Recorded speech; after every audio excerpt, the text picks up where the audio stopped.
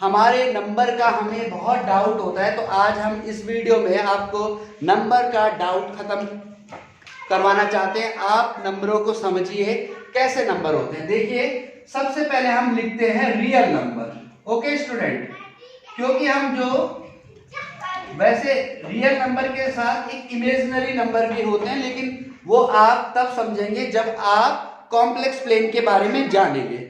तब तक आप रियल नंबर, आपके लिए रियल वर्ड रियल नंबर, मतलब जो रियल वर्ड में नंबर है उनको सबको रियल नंबर कहते हैं। ओके स्टूडेंट, अब नेचुरल नंबर क्या है कि नेचुरल नंबर मतलब वर्ड में जैसे हम बोलते हैं कि एक चेयर है, एक पंखा है, तो इनको नेचुरल नंबर हम बोलते हैं, क्योंकि नेचर में ये चीज ऑब्जेक्ट के रूप में हम इनको आइडेंटिफाई कर सकते हैं, तो इनको समझ सकते हैं natural number.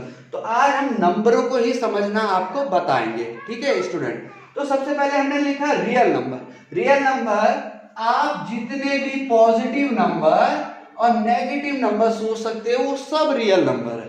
All positive and negative number, what ever number you can think from 1 to 1 crore billion, जितने भी आप नंबर सोचे सब के सब रियल नंबर है।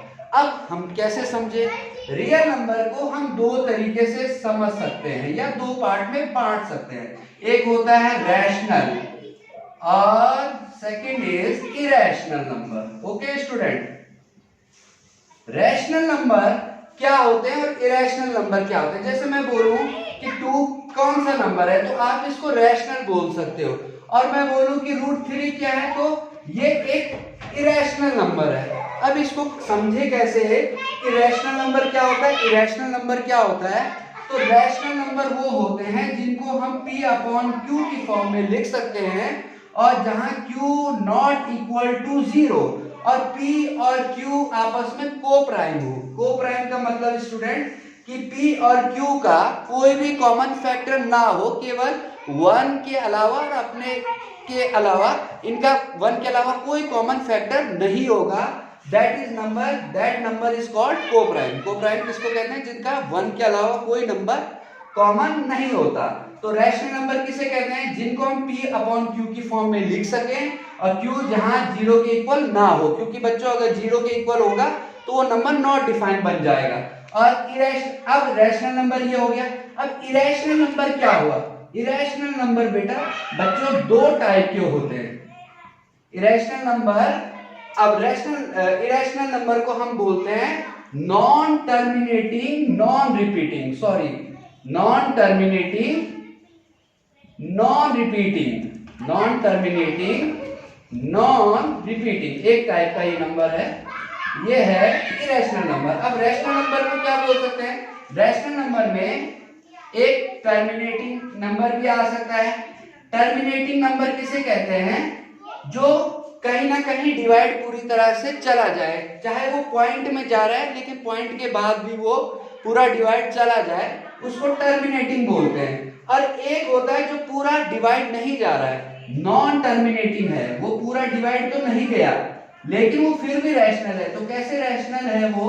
क्योंकि वो नंबर है नॉन टर्मिनेटिंग बट रिपीटिंग।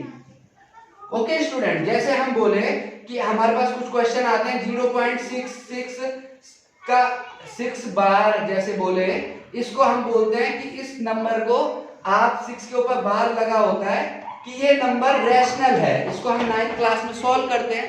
क्यों रैशनल है? ये नॉन टर्मिनेटिंग है, भले ये पूरा डिवाइड नहीं हो रहा है लेकिन ये नॉन टर्मिनेटिंग तो है लेकिन ये रिपीटिंग है। ओके स्टूडेंट, नॉन टर्मिनेटिंग तो है लेकिन ये रिपीटिंग है, उसकी वजह से ये नंबर रैशनल हो गया। जबकि इरेशनल में केवल वही नंबर आएंगे जो नॉन टर्मिनेटिंग होंगे और नॉन रिपीटिंग होंगे। तो स्टूडेंट आपको बात क्लियर हो गई। नेचुरल नंबर आपको पता है, 1 से लेकर जो भी नंबर हम जानते हैं सारे के सारे नेचुरल नंबर हैं। इसके बाद एक होल नंबर आया। होल नंबर क्या होता है बच्चों? अब 1 से हमने ऑब्जेक्ट कहा कि 1 ऑब्जेक्ट है, 1 पेंसिल है, 2 फैन है, जो बोला, लेकिन एक बात होती है कि जो चीज हमारे पास प्रेजेंट नहीं है, अब इस कमरे में मान लो एसी नहीं है तो हम क्या कहेंगे कि 0 एसी भी तो लिख सकते हैं इसको। तो तब हमारा होल नंबर का कॉन्सेप्ट आया।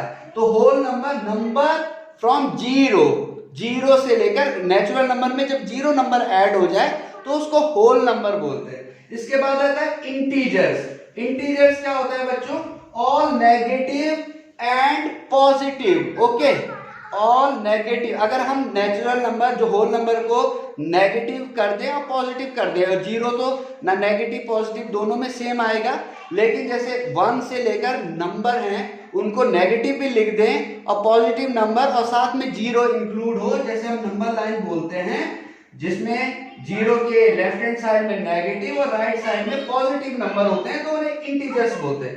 तो मुझे लगता है बच्चों आपको आज नंबर काफी हद तक समझ आ चुके होंगे, जिसमें ये स्टूडेंट तो आपको काफी हद तक समझ आ गया। अब मैं कुछ आपको बहुत महत्वपूर्ण पॉइंट बताऊंगा। जैसे आपको पता है क्या कि जीरो क्या है, रैशनल है कि इरेशनल है?